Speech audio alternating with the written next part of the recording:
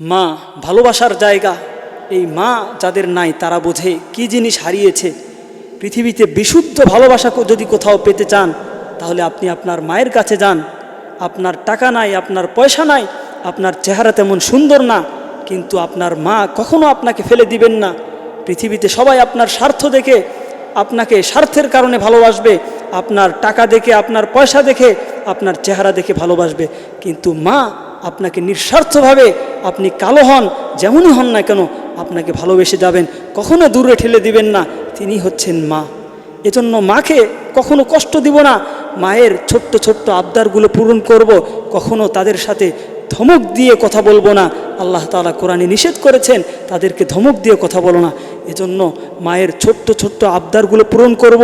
প্রিয় ভাই, যার মা চলে গেছে, যার বাবা চলে গেছে, তারা বুঝে কি জিনিস হারিয়েছে। পৃথিবীতে তাদের কোনো শান্তি নাই, মনের মধ্যে সব সময় অশান্তি কাজ করে।